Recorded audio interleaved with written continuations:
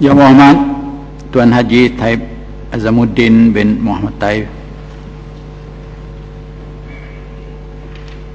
Bismillahirrahmanirrahim. Assalamualaikum warahmatullahi wabarakatuh. Terima kasih Yang Muhammad Datuk. Soalan saya soalan yang keempat.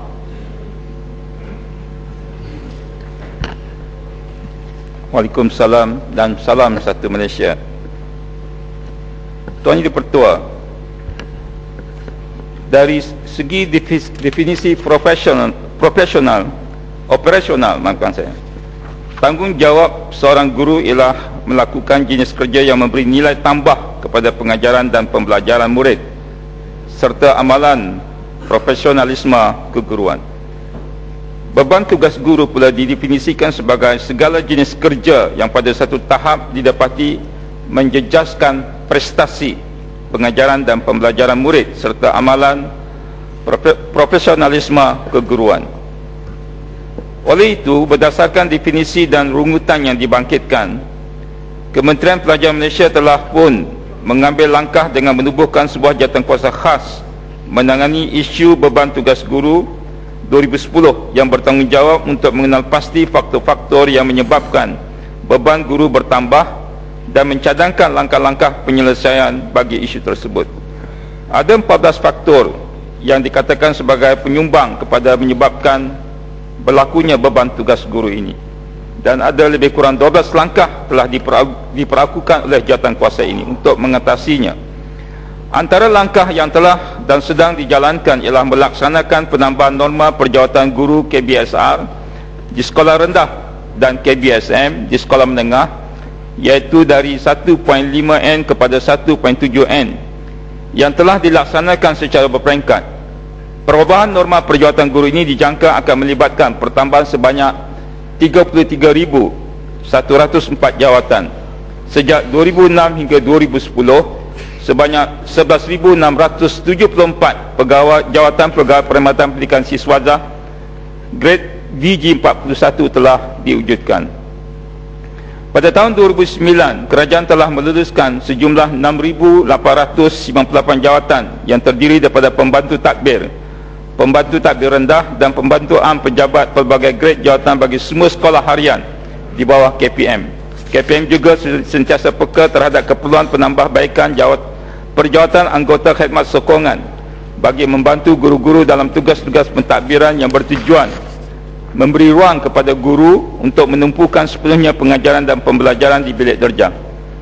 Justru itu, dengan pelbagai penambahbaikan dan perancangan yang berkomprehensif ini secara prinsipnya dapat membantu mengurangkan beban guru-guru sebelum ini.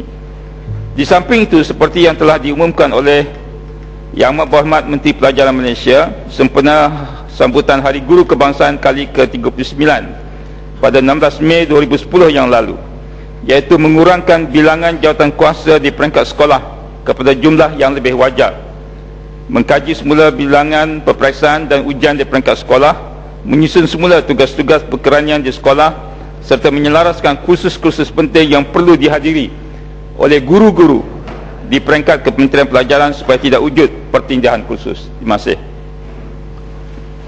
Ya Muhammad Baling. Terima kasih Datuk Yang Dipertua dan terima kasih Yang Muhammad Menteri. Soalan tambahan saya, kita terima bahawa kerja-kerja profesional akan memberi input atau nilai tambah kepada seseorang guru dalam perkhidmatan dia. Tetapi kita lihat ada dengan sebab mengutamakan nilai tambah ini menjejaskan tugas-tugas utama mereka sebagai seorang guru dan sebagai seorang pendidik.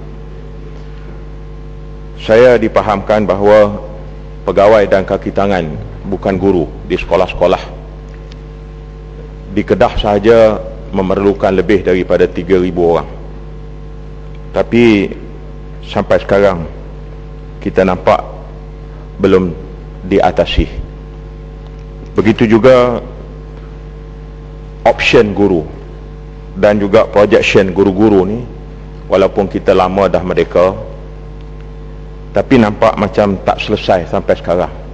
Kita belum nampak satu penegasan ataupun satu ketetapan terutama sekali dari segi projection guru ni, rangkaian guru yang diperlukan di seluruh negara.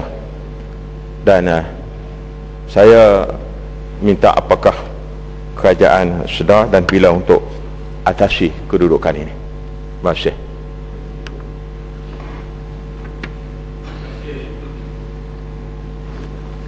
Terima kasih yang berhormat. Untuk makluman yang berhormat, jawatankuasa ini telah memutuskan untuk mewujudkan satu task force. Bila disebut task force ialah apa-apa juga perakuan yang ada di dalam laporan jawatankuasa ini akan diambil tindakan dan akan dilaksanakan secara berperingkat sama ada dalam jangka pendek ataupun jangka panjang. Dan oleh kerana itu jawatankuasa ini sentiasa bermesyuarat setiap bulan untuk memastikan bahawa apa-apa juga yang telah dirancang, yang telah diperakukan oleh jawatankuasa ini dapat dilaksanakan.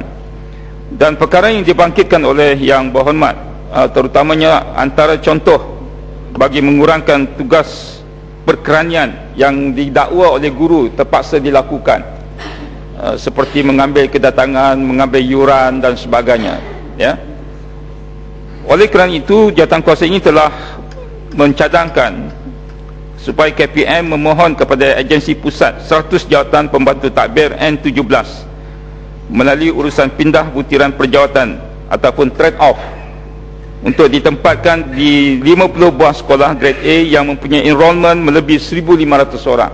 Kita utamakan yang 1,500 orang enrolmentnya, bagi tujuan pelaksanaan kajian rintis. Ini kita buat rintis lebih dahulu. Ini jangka panjang yang berhormatnya, sebab kita tahu bahawa pertambahan sekolah